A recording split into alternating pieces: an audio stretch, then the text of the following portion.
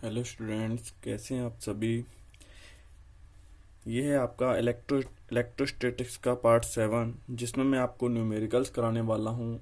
Part 6 तक मैंने theory derivations हैं वो कंप्लीट करा दिए थे। इसमें मैं आपको न्यूमेरिकल्स कराने वाला हूँ, ठीक है ना। तो इसमें जो न्यूमेरिकल्स है, सबसे पहले स्टार्ट करते हैं। पहले छोटे छोटे, उसके बाद आगे बढ़ते हुए चलेंगे, ठीक है ना।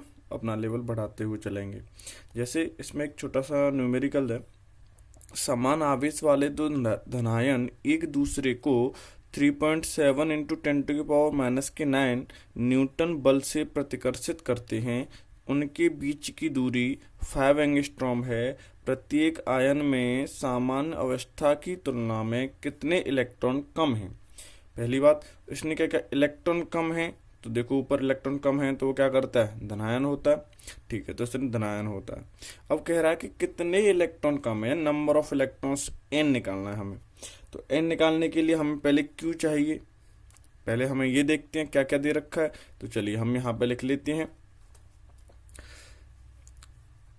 समान आवेश वाले दो धनायन एक दूसरे को 3.7 इंटू 10⁻⁹ न्यूटन से रेपल्सन करती हैं, प्रतिकर्षित करते हैं। तो देखिए क्या दे रखा है, एफ इक्वल टू क्या दे रखा है, 3.7 इंटू 10⁻⁻9 न्यूटन, ये दे रखा है हमारे पास। अब यहाँ पर उसने बोला कि समान आवेश की, ये हमारे पास कोई चार्ज है, कोई आवेश है, इन दोनों पर क्या है, समान आवेश है, और इनके बीच की जो दूरी है वो कितनी दे रखी है, 5 एंगस्ट्रॉम, ठीक है ना। तो इन पर कैसा है, समान आवेश है। अगर ये Q1 और इस पर Q2 है तो उसने दे रखा है कि Q1 Q2 आपस में कैसे हैं, बराबर हैं, ये उसने दे रखा है, ठीक है ना। तो इसको Q मान सकते हैं, कुछ भी मान सकते हैं। तो F बराबर 3.7 इंटू 10⁻⁻9 न्यूटन हो गया। और R इजिकल टू कितना हो गया हमारे पास, 5 एंगस्ट्रॉम। 5 एंगस्ट्रॉम, एंगस्ट्रॉम को कैसे चेंज करते हैं, तो 5 इंटू एक एंगस्ट्रॉम में होता है 10⁻⁻10 मीटर। एक बात ध्यान रखना, हमें कोई भी न्यूमेरिकल्स कुछ भी सॉल्व करना होता है तो हम एक ही पद्धति में सॉल्व कर सकते हैं, एक साथ दो पद्धतियों में सॉल्व नहीं कर सकते। हमें किसी एक पद्धति से दूसरी पद्धति में हमें चेंज करना ही पड़ेगा। कहने का मतलब एक ही पद्धति में लाना पड़ेगा, ठीक है। अब यहाँ पे R equal to 5 into 10⁻⁻10 metre हो गया। बीच की डिस्टेंस क्या निकालना है हमें, सबसे पहले Q निकालना है, क्योंकि क्वांटीकरण में Q बराबर क्या होता है, N ही होता है, ठीक है। तो अब वो कैसे निकलेगा, तो कूलाम के नियम से, कूलाम के नियम से यहाँ पे लिख देंगे, कूलाम के नियम से क्या होता है, कूलाम के नियम से फोर्स में और इसमें relation, F equal to 9.0 into 10⁻⁹, वही 1/4πε0 का मान, ठीक है ना, into Q1 Q2 upon R square. तो Q1 Q2 तो आपस में बराबर हैं, तो मैं इसको क्या लिख सकता हूँ, Q स्क्र अपॉन R कितना है हमारे पास, 5 इंटू 10⁻⁻10 का होल स्क्र, कर सकते हैं। चलिए अब इसको करेंगे, यहाँ पे F की वैल्यू रख लेती हैं। F की वैल्यू कितनी है, 3.7 इंटू, ऐसे करते हैं, 3.7 into 10⁻⁻9 is equal to 9.0 into 10⁻9 into Q square upon 5 into 10⁻⁻10 का होल स्क्र। अब हमें यहाँ से Q निकालना है। अब Q निकालने के लिए क्या करना पड़ेगा, यहाँ से लिख लेंगे हम, Q स्क्र इजिकल टू इसके साथ cross multiply 3.7 into 10⁻⁻9 into 5 into 10⁻⁻10 का होल स्क्र अपॉन 9.0 इंटू 10⁻9। इसको सॉल्व करेंगे तो ये हो जाएगा हमारे पास 3.7 इंटू 5 का स्क्र 25 इंटू 10⁻9 20, ये हो जाएगा हमारे पास 59, इतना ऐसे लिख लेते हैं, 10⁻9 ये हो गया, 10⁻20 ये हो गया, अपॉन 10⁻, ये कितना हो जाएगा 9, ये 9.0, ये ऊपर जाएगा तो ये हो जाएगा हमारे पास Q square equal to 3.7 into 25/9.0 10⁻18 ये हो जाएगा ऊपर माइनस का 38, ठीक है ना, 38 हो जाएगा। और जब हम इसको सॉल्व करेंगे तो यहाँ से काटेंगे, पहले पॉइंट को नीचे लेके आएंगे तो ये हो जाएगा 10, मैं यहाँ पे कर नहीं रहा, 10 हो जाएगा, 5 से इसे काट देंगे यहाँ से, तो इसे सॉल्व करने पर हमारे पास आएगा 10 इंटू 10 पॉइंट कुछ हम उसको ले लेंगे, 10 इंटू 10⁻⁻38। तो क्यू स्क्वायर है तो मात्रक भी क्या आ जाएगा इसका, कूलाम स्क्वायर, ठीक है ना। अब दोनों तरफ क्या लेने पर, वर्गमूल लेने पर, तो क्यू बराबर क्या आ जाएगा हमारे पास, तो क्यू बराबर आ जाएगा हमारे पास इसको इसका करेंगे तो ये कितना होगा, 3 का स्क्वायर 9, तो 3 पॉइंट समथिंग होगा, 3.16 इंटू 10⁻⁻के, इसका क्या हो जाएगा, आधा कूलम। तो इसको सॉल्व करने पर हमारे पास आवेश क्या आ गया, Q इक्वल टू इतना आ गया। लेकिन हमें निकालना क्या है, नंबर ऑफ इलेक्ट्रॉन्स, कितने इलेक्ट्रॉन्स कम है, तो इसमें लगा देंगे Q बराबर NE, Q बराबर NE, तो यहाँ पे रख देंगे यहाँ पे, तो N बराबर क्या हो जाएगा, Q अपॉन E, Q कितना है 3.16 इंटू 10⁻⁻19, अप्रोक्सीमेशन में क्या रख सकते हैं, 3.2 रख सकते हैं, आसानी होगी, 3.2 अपॉन इसके इलेक्ट्रॉन का मान कितना होता है 1.6, ऐसे दिखा नहीं, चलिए अब दिख रहा है, इलेक्ट्रॉन का मान क्या रख देंगे 1.6 इंटू 10⁻⁻19, इससे ये कट जाएगा, पॉइंट से पॉइंट कट जाएगा, कितना आ जाएगा हमारे पास 2 इलेक्ट्रॉन। तो इसका आंसर होगा कितने इलेक्ट्रॉन्स कम है, 2 इलेक्ट्रॉन कम है, यही इसका आंसर है, ठीक है ना। एक बार फिर दोबारा से वीडियो को अगर नहीं समझ में आया तो दोबारा से देखिए, वैसे ही सरल है, ठीक है ना। ओके, तो हमारे पास नेक्स्ट क्वेश्चन है। नेक्स्ट क्वेश्चन ये है, समान आवेश से युक्त 2 बिंदु आवेश परस्पर 1 मीटर की दूरी पर रखे हैं, 8 न्यूटन का बल अनुभव करते हैं।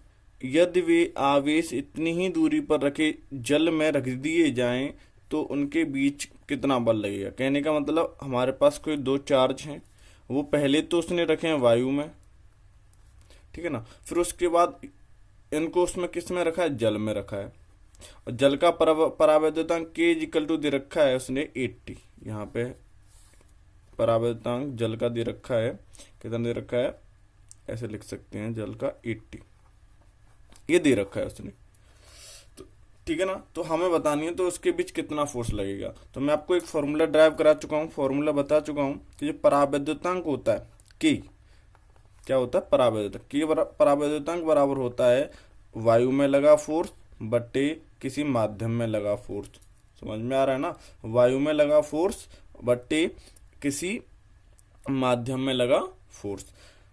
तो ये फॉर्मूला में मैंने आपको बताया था, तो वही यही फॉर्मूला आप लगा दीजिए। इसमें क्या होगा देखिए, तो के का मान दे रखा है हमारे पास, कितना दे रखा है 80 Fm, ठीक है ना।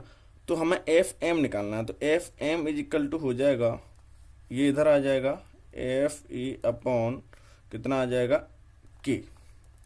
इसको करेंगे तो बताइए एयर में कितने का बल अनुभव करता है वो, 8 न्यूटन का, तो यहाँ पे हो जाएगा 8 बटा K का मान कितना है हमारे पास 80, इसको करेंगे तो 1/10, ये हो जाएगा 0.1 न्यूटन।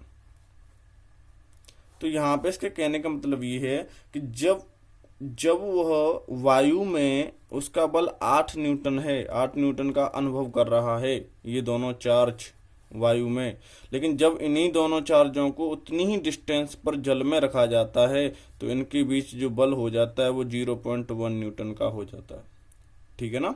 ये इस बात को स्पष्टीकरण कर रहा है, ठीक है। चलिए देखते हैं नेक्स्ट क्वेश्चन। नेक्स्ट क्वेश्चन ये है हमारे पास, 2 बिंदु आवेश 5 माइक्रोकूलम तथा -5 माइक्रोकूलम, आवेश पर क्वांटिटी कैसी है, इक्वल है, लेकिन इस पर पॉजिटिव है और इस पर नेगेटिव है, एक दूसरे से 1 सेंटीमीटर की दूरी पर रखे गए हैं। चलिए मैं यहाँ पे थोड़ा सा फिगर बना देता हूँ, ऐसे इस पर हमारे पास 5 माइक्रोकूलम है और इस पर हमारे पास कितना है -5 माइक्रोकूलम, ठीक है ना। दोनों के बीच की डिस्टेंस कितनी है 1 सेंटीमीटर, ठीक है ना, रखे हैं। इनके मध्य बिंदु, इनके मध्य बिंदु इनके मध्य बिंदु से, इनका कोई मध्य बिंदु ये है, इनके कोई मध्य बिंदु से 0.30 मीटर की दूरी पर, यहाँ से 0.30 मीटर की दूरी पर अच्छी स्थिति में, पहली कंडीशन तो अच्छी है यानी पहले इसकी एक्सियल पोजीशन में, दूसरी निरक्षीय स्थिति में वैद्युत क्षेत्र की तीव्रता की गणना कीजिए। इसमें 2 क्वेश्चन हैं, देखिए। सबसे पहले हम डालते हैं, पहले हम ये देखते हैं कि इसमें दिया क्या है। तो ये एक द्विध्रुव बना रहा है, ठीक है। तो इसको हम लिख सकते हैं कि Q is equal to 5 microcoulomb, या Q1 इज इक्वल टू कुछ भी लिख सकते हैं 5 माइक्रोकूलम। अब माइक्रो को चेंज करने के लिए क्या करना पड़ता है, 10⁻⁻6 से मल्टीप्लाई करना पड़ता है। अगर ये चीज नहीं याद है तो मैंने 11th क्लास में यूनिट मेजरमेंट इसी चैनल पर डाल दिया है, उसको एक बार जरूर देख लें, ठीक है ना। वहां पर मैंने इनको बताया कि कैसे चेंज करते हैं, ठीक है ना। तो ये हो गया 5 माइक्रोकूलम, इसको चेंज करते हैं तो कितना हो जाएगा 10⁻⁻6 कूलम, ठीक है ना। अच्छा, कोई एक आवेश ले लेते हैं हमारे पास, क्योंकि हमें पता चल गया, क्योंकि ये द्विध्रुव बना रहा है, ठीक है ना। और R इज इक्वल टू कितना, 0.30 मीटर, ये तो पता ही है हमें, ठीक है ना। अच्छा, अब यहाँ पर बताओ, ये बीच की, ये दोनों के बीच की दूरी दे रखी है, ये क्या दे रखी है, ये बीच की दूरी दे रखी है 2L। इसे L मत कर देना, अगर L कर दोगे तो वहीं पर गलत हो जाएगा, क्योंकि फिर आप उसे दोगुना करोगे, क्योंकि 2L चाहिए।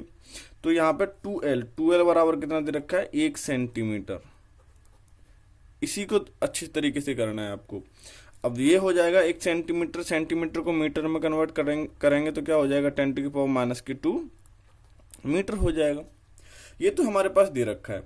अब इसमें पहला केस क्या कहता है, पहला केस कहता है कि इसमें अक्षीय स्थिति में बताओ, किसमें बताना है, अक्षीय स्थिति में। जब हम इसे अक्षीय स्थिति में बताएंगे तो अक्षीय स्थिति के लिए फॉर्मूला क्या ले लेते हैं, E1 के लिए 1/4πε0, तो उसके लिए मान रख लेते हैं 9.0 × 10⁻9 क्या होता है 2p/r²। चलिए मैं एक बार ऐसे लिख देता हूँ, 2p/r3 कितना होता है 2p/r3।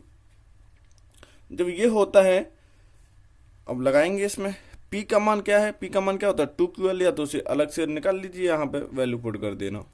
तो ये हो जाए 9.0 × 10⁻9 2p। 2p का मान कितना होता है q × 2l, क्या होता है q × 2l बटे r3। अब यहाँ से करेंगे तो ये हो जाएगा 9.0 × 10⁻9 × 2 × q का मान कितना दे रखा है 5 × 10⁻⁻6 × 2l, बीच की दूरी कितनी दे रखी है 10⁻⁻2 अपॉन r3 यानी बीच की दूरी कितनी है इसका q 0.30 का q। इसको सॉल्व करेंगे तो कितना हो जाएगा -8, इसको सॉल्व करेंगे तो ये हो जाएगा 5 2 10 करेंगे, ये हो जाएगा 9.0 × ये हो जाए 10 -8, ये फिर एक और 10 बचेगा यहाँ पे ऊपर बटे ये हो जाएगा 3 का क्यू कितना होता है 27, या फिर ऐसे लिख लेंगे इसे 3.0 × 9.0, ऐसे कम करते हैं 0.3, तो इसे 0.09, ठीक है ना, ऐसे लिख लेंगे। अब इसको सॉल्व करेंगे तो इसको सॉल्व करने पर क्या मिलेगा हमें, यहाँ से इसको 9 से इसको काट लेंगे तो ऊपर 0 हो जाएंगे, हमारे पास कितना 0 बढ़ जाएगा 1 0 बढ़ जाएगा, ठीक है ना। चलिए तो ये हो जाएगा हमारे पास 10⁻3/3। अब इसको करेंगे तो ये आ जाएगा 3.33 × 10⁻4 न्यूटन प्रति कूलम। तो अच्छी स्थिति में जो वैद्युत क्षेत्र की तीव्रता होगी वो कितनी होगी 3.33 × 10⁻4 न्यूटन प्रति कूलम। आपको कैलकुलेशन आनी चाहिए, ये आपको दिमाग अपने माइंड के अंदर ही करना है, ठीक है ना।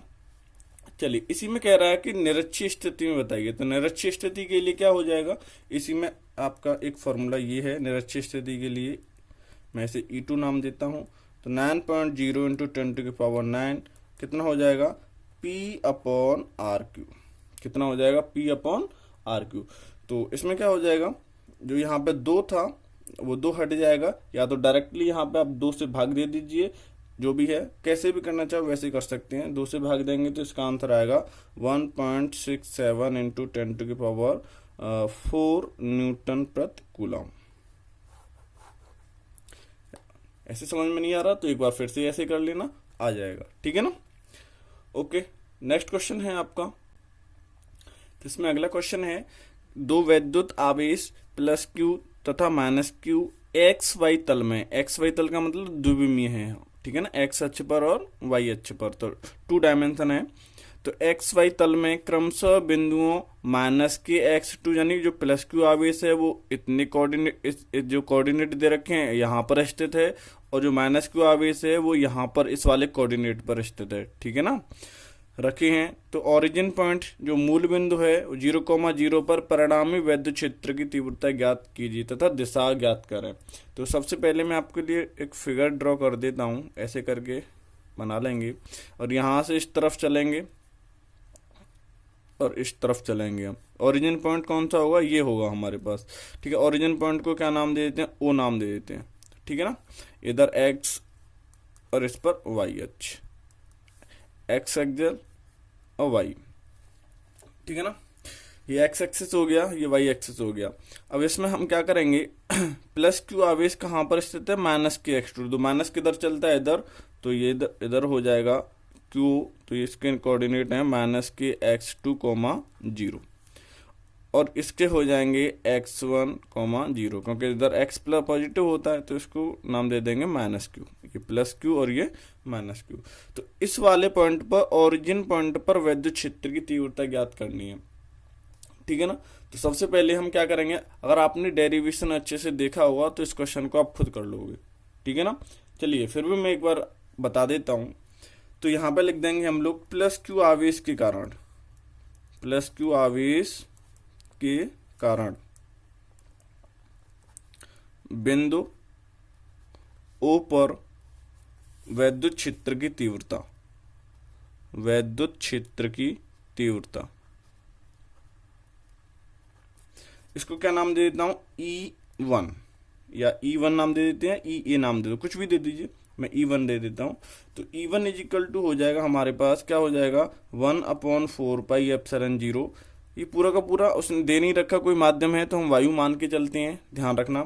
तो 1/4πε0 Q कितना है, +q आवेश दे रखा है उसने, अपॉन R²। बताओ यहाँ से लेकर के यहाँ तक x अक्ष पे चलेंगे तो R कितनी हो जाएगी, बीच की डिस्टेंस ओरिजिन पॉइंट से कितनी हो जाएगी, x2, तो कितना हो जाएगा, x2 का स्क्वायर।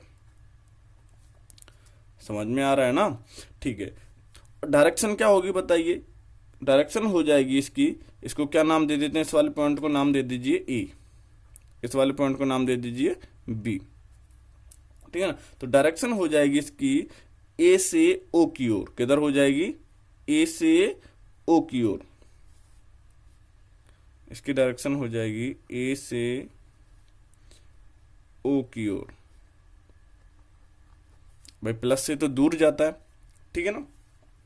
इसी प्रकार अगर हम देखें -q आवेश के कारण, तो आप लिख सकते हैं -q आवेश के कारण बिंदु P पर वैद्युत क्षेत्र की तीव्रता, ठीक है ना। तो इसको क्या नाम देते हैं, E2।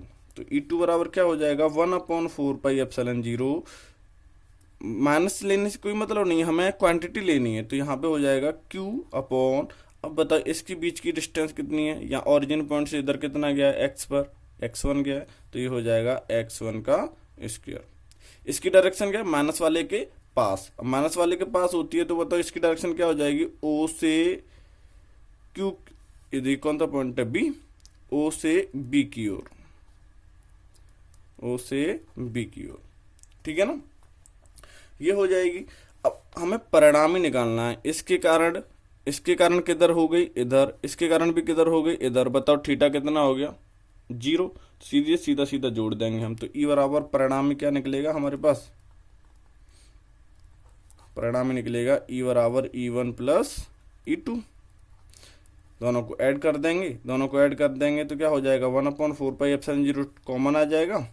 तो 1/4πε0 कॉमन आ गया, और इधर Q भी कॉमन आ रहा है ना, तो ये Q हो जाए, Q भी कॉमन आ रहा है, तो ये Q अंदर बचेगा हमारे पास 1/x2 का स्क्वायर प्लस 1/x1 का स्क्वायर। इसको लिख सकते हैं E बराबर Q/4πε0 ब्रैकेट में 1/x1 का स्क्वायर प्लस 1/x2 का स्क्वायर। ठीक है ना, इसे हम ऐसे भी लिख सकते हैं, बिल्कुल सेम डेरिवेशन की तरह है, और यही आपका आंसर है। डायरेक्शन की बात करें तो दोनों डायरेक्शन इधर हैं, तो क्या डायरेक्शन लिख सकते हैं, O से B की ओर, O से B की ओर। परिणामी किधर आएगी, O से B की ओर। ठीक है ना, तो चलिए नेक्स्ट क्वेश्चन देखते हैं हम। नेक्स्ट क्वेश्चन क्या है, तो देखिए नेक्स्ट क्वेश्चन है, दो बिंदु आवेश 4 इलेक्ट्रॉन्स और इलेक्ट्रॉन्स दोनों पॉजिटिव हैं, परस्पर ए दूरी पर स्थित हैं। एक तीसरे बिंदु आवेश Q को दोनों आवेशों को मिलाने वाली रेखा पर कहाँ रखें। चलिए मैं एक बार फिगर ड्रॉ करता हूँ। एक तरफ तो आप हमारे पास 4 इलेक्ट्रॉन है और एक तरफ कितना है, इलेक्ट्रॉन है। तो इसी रेखा पर हमें क्या रखना है, +Q आवेश रखना है।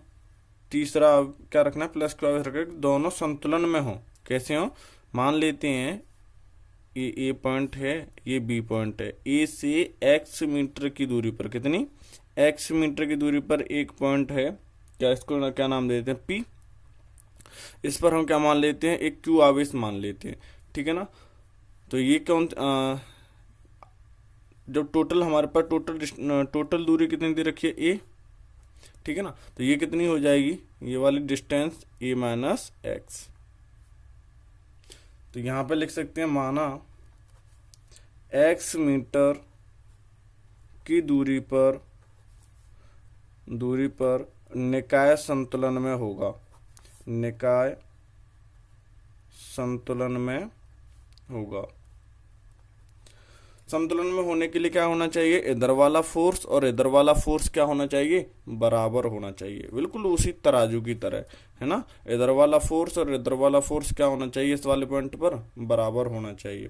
तो सबसे पहले हम क्या करेंगे, इसके लिए पहले इसके कारण इस पर फोर्स निकालेंगे और इसके कारण इस पर फोर्स निकालेंगे, और दोनों फोर्स क्या होनी चाहिए, हमारे पास बराबर होनी चाहिए। अब इसके कारण इस पर फोर्स निकालेंगे, तो मैं इसको क्या नाम दे देता हूँ, मैं इसको ऐसे नाम दे देता हूँ FA। इस तरफ किधर जाएगा, FA, एक मिनट, ये हो जाएगा हमारे पास FA। अब इसके कारण इधर जाएगा, भाई प्लस से दूर ही जाता है ना, तो ये हो जाएगा FB। ठीक है ना, तो सबसे पहले हम निकालते हैं 4 इलेक्ट्रॉन के कारण। ठीक है ना, तो ये हो जाएगा 4 इलेक्ट्रॉन के कारण बिंदु P पर क्या बल, क्योंकि प्रतिकर्षण बल यहाँ पे हम देखते हैं, आकर्षण हो गया, प्रतिकर्षण अभी बताएंगे, जैसे संतुलन स्थायी या अस्थायी होता है तब। तो ये हो जाएगा बिंदु P पर बल, बिंदु P पर बल। तो हम क्या करेंगे इस जगह पर, हालांकि प्रतिकर्षण बल मानते हैं, क्यों, क्योंकि हम कोई धन परीक्षण आवेश, कोई परीक्षण आवेश लेते हैं, पॉजिटिव लेते हैं। ठीक है ना, तो क्या मानते हैं हम, प्रतिकर्षण बल। तो यहाँ पे लिख सकते हैं ब्रैकेट में प्रतिकर्षण बल। ठीक है ना, तो ये हो जाएगा F किसे रिप्रेजेंट किया, A से, तो FA = 1/4πε0 Q 4 electron upon R square. बताओ इन दोनों के बीच की दूरी कितनी है, इतनी है, x, तो x का स्क्वायर। Equation number first. इसी प्रकार अगर हम देखें तो ये इस इलेक्ट्रॉन के कारण देखा जाए बिंदु P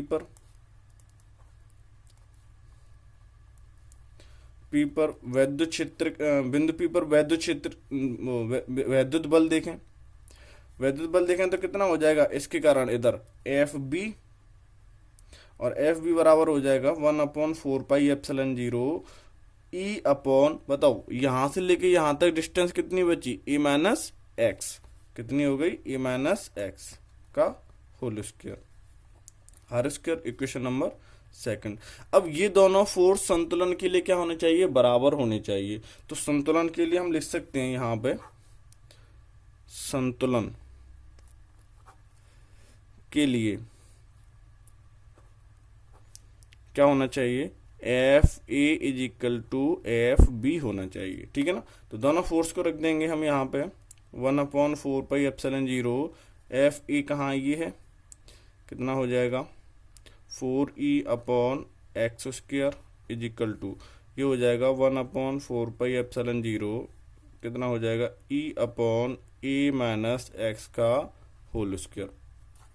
ठीक है ना। तो इससे तो ये कट जाएगा, इलेक्ट्रॉन से इलेक्ट्रॉन कट जाएगा, क्या बचेगा हमारे पास, हमारे पास बचेगा 4/x², 1/e-x²। क्या निकालना है हमें, e तो निकालना है, सॉरी हाँ x निकालना है हमें।